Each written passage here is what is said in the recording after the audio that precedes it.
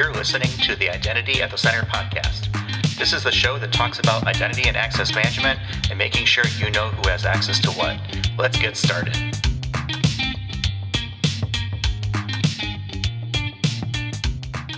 Welcome to the Identity at the Center podcast. I'm Jeff, and that's Jim. Hey, Jim. Hey, Jeff. How are you? Oh, not so bad. Yourself? Good. I'm super pumped right now. We just got out of the keynote session with Irvin Magic Johnson. Man, that was awesome. Yeah, it was hype. I mean, it was just like, get on your feet, clap. He got out in the audience even, which was cool. He signed an autograph, took pictures. Very dynamic speaker. I think if you're familiar with Magic Johnson, you probably know him from the basketball side of things, but he's a big philanthropist, business person now. Just a really good speaker. A supernatural at it. Yeah, he's hitting on everything. And if you're an 80s NBA fan like I was, he pretty much called out like the dream team and all the amazing players from back then. So, yeah, fantastic. Yeah, and definitely Jordan over LeBron, which I totally agree with. So no competition there. So we're here at Oktane 22. Special thanks again to the Okta team for helping us get this set up and kind of bring things to you, along with the RSM side of things. Without both of their support, we would not be here, or at least not be able to do as much as we're doing here. So thank you, both of those sides, for their help. In the room here, we've got some friends from a former life. We've got Abhay Thomas, he's the Director of Application Development at Pega Systems, and Vijay Amanchi, who's a Senior Manager for Application Development at Pega Systems. Welcome to the show, guys. Hi. Thank you. So thanks for taking some time to kind of join us in our little room here. Before we get to sort of all the things we're going to talk about, kind of Pega's journey from an identity perspective, the conference itself, one of the things that we always like to find out is, how did people get into the identity world, right? What is it is it something that they chose? Did it choose you? That sort of thing. So I figure let's start there. And maybe we'll start with Vijay and then we'll go to Abhay. Vijay, how did you get into identity? Sure. My first exposure to identity started at Pega Systems as part of working on this strategic initiative to revamp the existing IAM solution we use at Pega. I was a technical lead. I was trying to understand the basics of how IAM works. And till now, I'm still learning a lot. And out of my own interest, I also took a course at Harvard University related to IAM. So I think I'm into IAM pretty much all the time these days. Yeah, so 20 years later, Jim and I are still learning. So it was a lifelong career. For those who aren't familiar with it, you mentioned Harvard University. They have a really good IAM program outline on the internet. So if you're looking for how to run an IAM program or looking for some ideas, just go to the internet and look up Harvard. They make it public. You can draw inspiration from that. Take that as you will. Abhay, how about yourself? How long have you been in identity, and did it choose you, or did you have another alternative? Yeah, it's been a long journey. So this was back in 2006, 2007, I believe, when I was consulting, and I happened to be at a customer called All America Financial, or called Hanover Insurance Group now. And they had a long-standing relationship with this tiny company called Thor. Accelerate was the product that they had. And I happened to be on the project which was doing HR outsourcing. As part of that, we rolled out identity and access management using the Thor Accelerate product. So that was my first step into identity, and for whatever reason, since that time, always been in the mix at Pega Systems and other places as well. So both of you guys are part of the application development side of things, and I'm sure we'll get into that a little bit. But for those who aren't familiar, I guess, tell us about Pega Systems. What do you guys do? What does Pega Systems, do as a company? What problems do they look to solve? I'm not sure who wants to take that one first. Maybe we'll start with Abhay, and then if there's something you want to chime in with, Vijay, go for it. Sure, we'll give it a shot. So Pega Systems has been around since the 80s, and it's essentially business process management product. So we solve problems for the biggest customers in insurance and banking and healthcare and it's like a rules engine and a workflow management system. It's primarily a lot of workflow management, and that's what we are really good at. And so we do CRM and marketing apps, and we have a platform that all of these apps are built on that provides all the workflow management capabilities. You've got that low code, no code type environment. Vijay, what do you want to add? Sure. So if you have ever used a credit card, or if you have applied for a credit card, or applied for an insurance claim, or was part of a US survey, behind the scenes, Pega Systems was doing all the heavy lifting. So we are, like Abhay said, it's an application development platform primarily used for business process management and CRM. We have almost like 300 customers in the Fortune 500. Yeah.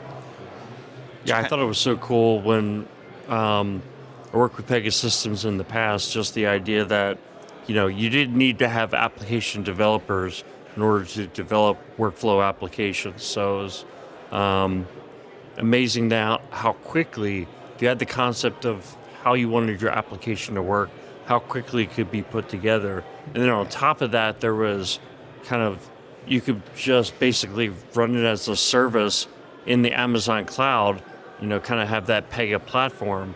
And I forget, but I the exact number, but I think you guys were like the top 10 customers for AWS, at least a couple of years back. It's like, holy cow, the stuff that you guys were doing with AWS at the time was completely revolutionary. And I think even organizations doing that stuff today is considered revolutionary. And you guys were doing it 5 years ago. Yeah, Right. that's true. And there's a whole evolution, and we are moving to a lot more advanced architecture behind the scenes. But yes, we are still among the top consumers of AWS services. Yeah. And you guys are based in Cambridge, right? Correct. So, I mean, that's kind of like that think tank environment. You got a lot of smart people in that environment or in that city, and, the big, really brainiac university. I sound like I'm so stupid talking about it that way. But it's kind of like it's part of the culture at Pegasus, wouldn't you say? Yep, absolutely.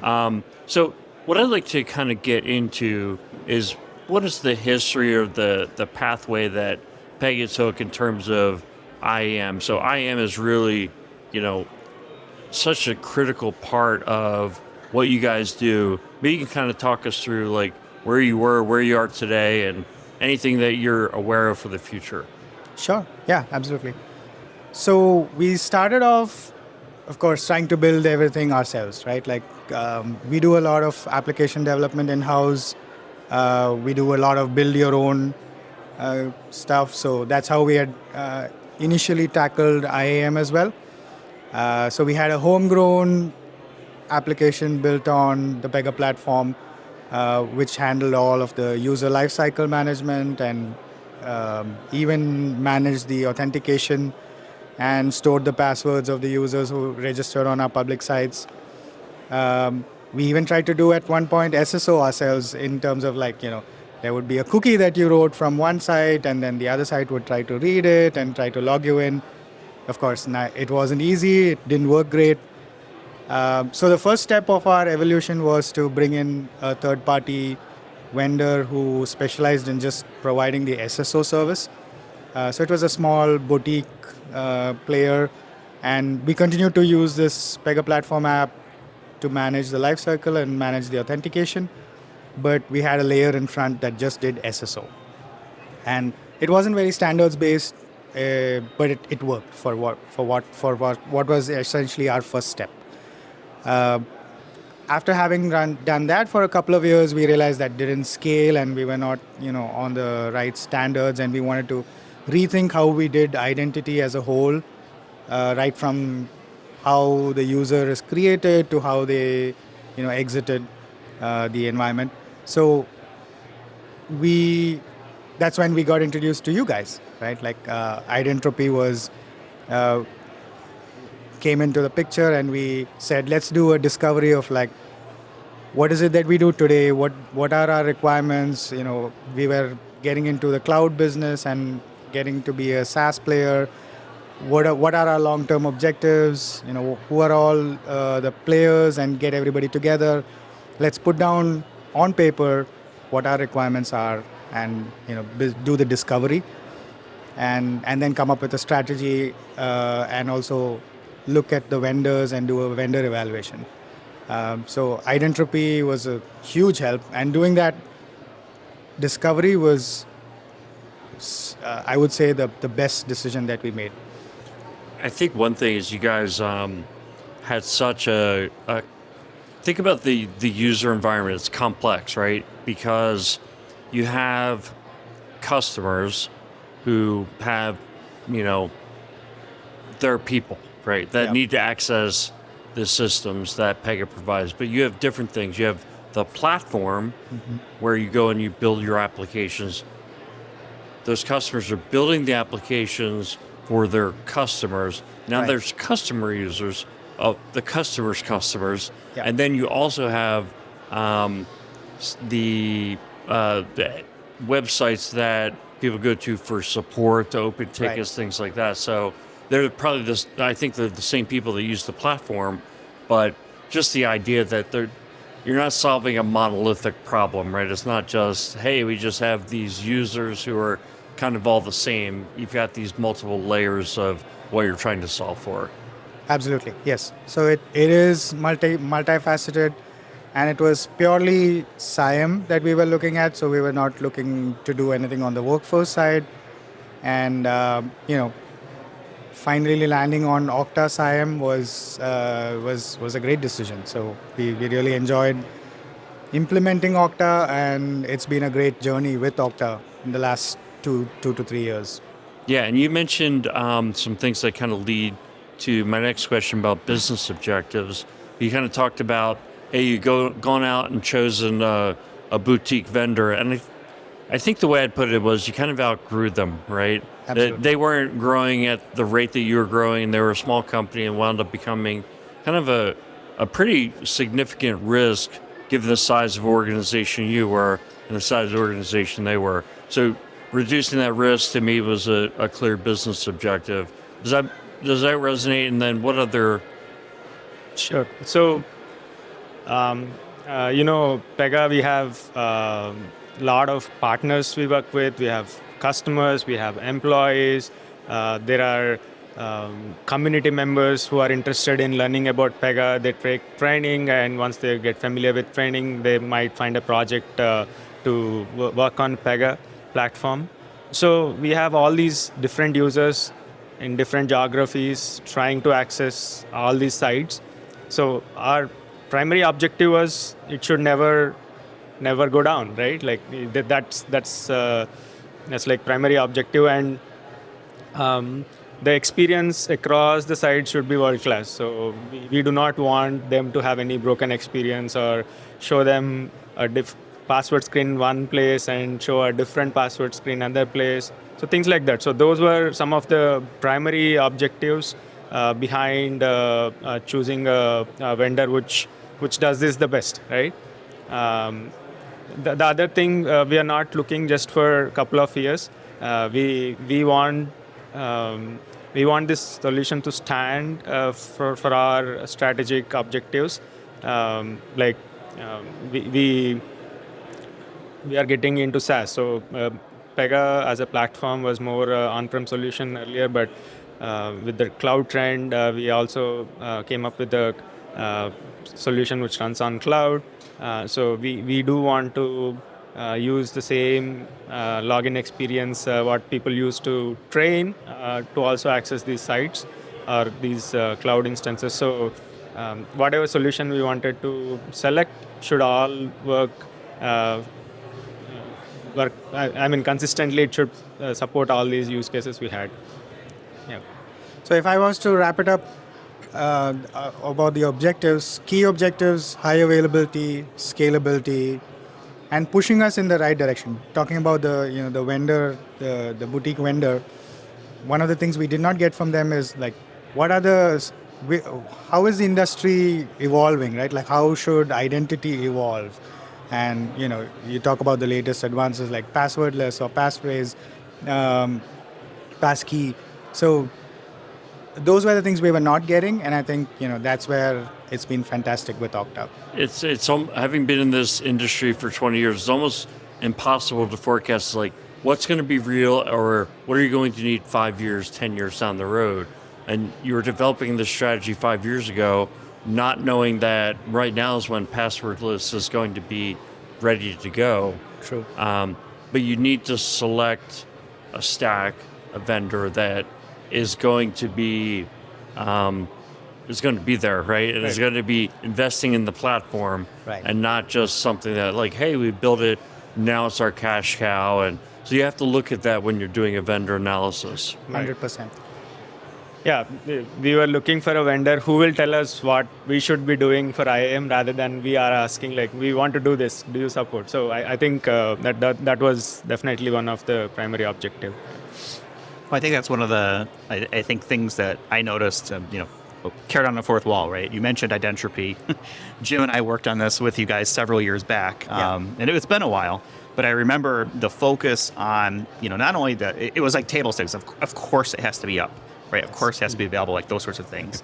But it was really future thinking to say, okay, where should we be going, right? And not being afraid to have those conversations, say, yeah, this needs to be a user experience that is very, top of line, very good, usable, not only for, the inside of it, but because of this transition where it was moving more to the customer's customer, right? You mentioned how much work you guys actually do behind the scenes that people just probably don't know about, right? A normal kind of consumer. And that focus that was paid on the authentication side of things, making sure that it was as seamless as possible, right? And now here we are, 5 years later, I think it is roughly, right? And passwordless has become kind of a big focus. You kind of mentioned that. You're an Okta customer, and we're in an Okta conference. Yep. What do you get out of something like this? What's the experience been like? We talked about Magic Johnson, of course, that was awesome. But what are some of the conversations or things that you've been kind of sitting in and trying to learn more about where things are heading for Okta, the company, and how that might support you guys in the future? So I think it's been great to be back in person first off. So that's been wonderful. But I think the biggest takeaway from this conference specifically is customer identity cloud, right? So we've been hearing about this and the Auth0 acquisition and what's coming out of that. So it was good to finally get to hear and see the vision and the roadmap. And being Okta SIAM customers, the first question that, the biggest question for us is like, what does this mean for us, right? Like, what does this mean for the work we've already done? Is there a transition plan? Are we expected to get onto CIC? How do we go there? So those were the biggest questions. And the conference has been great to help answer and meet the Auth0 folks and, ask those questions and get some feedback about like. Yeah, so just to put that in my words, you were CIM outbound focused on the Okta, the original Okta platform, which is now the Okta Identity for Workforce Cloud. But now you see that, the company has the customer identity cloud, probably where we should be. But technically speaking, those are, at this point, that would require some kind of changeover, right? Mm-hmm. Yeah, right. It would, and from what we understood, our takeaway from meeting the Auth0 folks is that not something we need to think about right now, right? Like, so it's down the line, maybe in the next 12 to 18 months. It's very use case based, so you could very well continue living on the old platform. I don't want to call it old, but workforce platform, but it should still work. And it was also interesting that we met partners last night who were telling us they are in the midst of doing Okta SIAM implementations, multiple of them, and they're still going forward with that. So that gave us a lot of insight, like that it's here to stay, it's not going away. So that's good. Yeah, so for me, definitely coming to an event in person was a good thing. Seeing a lot of customers a lot of people around who use Okta gives us that confirmation that, okay, the vendor we are using is not just us, like so many other people who believe in that. And we were part of several breakout sessions, and hearing their stories, how they use Okta was also, and definitely learning more about the Okta's vision around customer identity cloud and what it means for us. We have to dig into that, but knowing that firsthand definitely was a good experience. Yeah. It sounds like you're coming away with a little bit of peace of mind when it comes to this Absolutely. transition, Yes. right? From Okta traditional, we won't say old, right? Like the traditional Okta CIM versus customer identity cloud, right? Which is the new product version of that. But it sounds like that's not something you have to worry about right now. Like you have some time to make a thoughtful decision around when, how, right? Those sorts of things to be able to move forward. Yes. Yeah. Yeah, I mean the use cases we have for future, maybe some of them can be solved using customer identity cloud. So we definitely want to evaluate whether it makes sense to just use CIC for those use cases versus moving everything. So I think those are the big takeaways from this event. So let me throw a side question out there. You mentioned vendors. We're on the show floor, sort of right here in the expo hall. You know, what's any good swag out there? Any good little tchotchkes that the vendors are throwing out there? Do you have a favorite? I think we ran into this really interesting vendor, Backupta, yeah, who were solving this really interesting problem about how do you back up and restore your Okta configurations. And yeah, so that was a fun vendor to talk to, and yeah, swag as well. That sounds like that was the same thing for you, Vijay. Was that? Yeah, I don't think I found any interesting swag. So there was one collapsible bottle. Yeah, okay, I'm with you. Yeah. which the idea sounded interesting. So I have to try and see how it works and all. Yeah. Yeah. Jeff, I mean, just to throw in here, I got another beer koozie. I should never have a warm beverage for the rest of my life. Yeah. You know the problem I have with beer koozies is that they don't sit flat, and I feel like they're going to tip over. It's right on, man. Unless you use them 100 times. Yeah, that might be it. All right. Well, let's see. There was some talk, I think, of passwordless that we just kind of touched on briefly, but I'm curious from your guys' perspective, where do you guys see yourself on that passwordless journey? It's been a theme here, and not only at Okta, but at Authenticate conference that we were at a couple weeks ago. Before that, Gartner was another one. But have you guys at Pega thought about passwordless and how you might potentially deploy that? It's interesting. I think we definitely want to make the experience for our users very seamless. But whether it will be just the passwordless experience or it will be a mix of password and password experience, I think we should evaluate. Whatever ways we can make the experience secure and seamless without us doing much, just relying on what Okta provides, I think. We definitely want to evaluate and see how it works. Yeah. So it's not on our immediate roadmap, but potentially something we look into. Our focus area being a lot of enterprise customers, I think federation is going to be a big part of our next few years roadmap. And how passwordless fits into federation is still not very clear. Should we wrap up on a lighter note?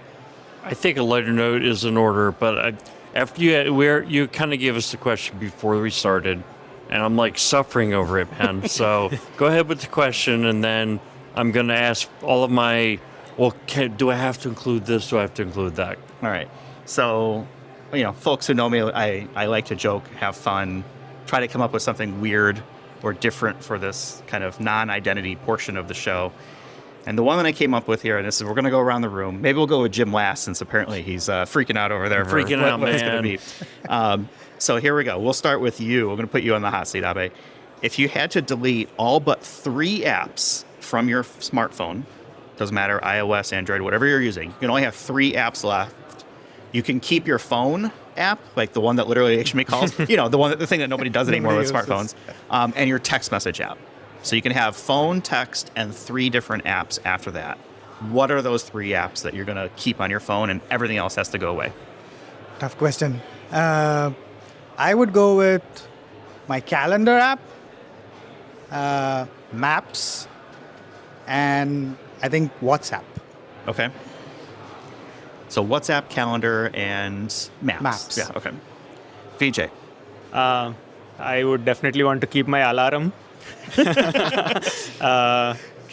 I want to get rid of all my office apps and the streaming apps. But yeah, if you're asking about what I would keep, Maps definitely, and yeah, WhatsApp. I think I can't live without WhatsApp and alarm. Okay. So alarm, WhatsApp was the other one? Yeah, And WhatsApp. maps. Yep. All right. So we're getting pretty close here. I'm seeing a trend. Yeah. Jim. So one of my questions was going to be, do you have to include clock? Because it sounds stupid, but I set myself alarms all the time, and I rely on my phone. I could probably get an alarm clock, but For continuity's sake, we'll say no. You have to select it because VJ selected basically the clock right. and the alarm app So you do have to include it if you want to keep it. if you want to keep it. All Otherwise, right, you so have no then, idea what time it is. clock I have to keep. Basically, my phone is a glorified iPod, so I have to keep music. And, I really listen to a lot of podcasts, but I don't think I could live without the GPS function. I'm going to go with maps. So Yep. clock, music, and maps. I mean, this is minimalistic, man. It's not a good question. 3 is not a good number. Well, that's the part that makes it interesting is what are you going to Yes, cut but out? now you're getting angry, Jim. Okay, so well. go ahead, Jeff. Your All right. turn. Well, so I think Maps has to be the one at this point that gets out there. Maps, music. I can go Spotify, Apple Music. Doesn't matter as long as I have a music app on there. And then my third one is actually a game that I use all the time when I'm on flights, which I fly a lot. So I got to have something to do while I'm sitting there. And it's this little cheap game called Disc Brick. It's basically just a little thing where you aim basically like these balls. You have to like knock the bricks off of the playing field. And as it gets harder by you have to hit the brick more and more times. Don't you get tired of that game after a while? You would think, Yeah. but here's why it's great. It works offline, so I can play it on a plane without an internet connection. It's super simple, so it doesn't require like a lot of thought. So I could sit there, listen to music, and mindlessly kind of waste time on it. And it gets interesting and harder later on. I think let me look it up here. My current record is 187, which I feel very proud of. So if you are a Disc Brick person, it's on the App Store. I think there's an Android version as well. But that'll show you sort of my mentality. Notice there were no work apps, no clock. It was just purely like, what am I going to do to pass time? I had to cut out like a notes app. Like I take notes all the time. If I think of things, I put them, shopping lists. Yeah, I don't think 3 was a good number, Jeff. I'm sorry. Well, we can agree to disagree. All right, was well, fun. let's go ahead and wrap it up for this episode. Again, want to give a thanks to the Okta team, the RSM side, for supporting us throughout this week that we've been here in San Francisco and helping us put together these episodes. We'll have links to both Abhay and Vijay and their LinkedIn profiles, if that's cool. I'm getting nods, which is great. It's always great to ask for permission on air. Very difficult to say no at that point. But if you've got questions about sort of like the journey that they've taken to get where they're at from an identity perspective, I'm sure they'd be happy to have a discussion. And we'll also have a link to Pega systems so that you can learn more about what it is that they do. We're on the web, identityattthecenter.com. We're also on Twitter, at least for now. Seems like it's been a little bit of a ghost town the last couple days. But we're on Twitter at IDAC Podcast. And with that, we're going to go ahead and wrap it up for this week. Jimmy, you were going to say something? Yeah, are we going to spend the money to get a blue check? No, it doesn't matter anymore. That's a totally different. You know what? We should bring that up later. Actually, if you have a blue check, then it would be, that person paid money to have their blue check. Yeah, I mean that's a whole identity. That's a verified identity discussion we should probably have and pick apart. But that's a different episode. We'll get into that later. All right, we'll go ahead and leave it there for this week. Thanks everyone for listening, and we'll talk with you all in the next one. Thanks for listening to the Identity at the Center podcast. If you like what you heard, don't forget to subscribe and visit us on the web at identityattthecenter.com.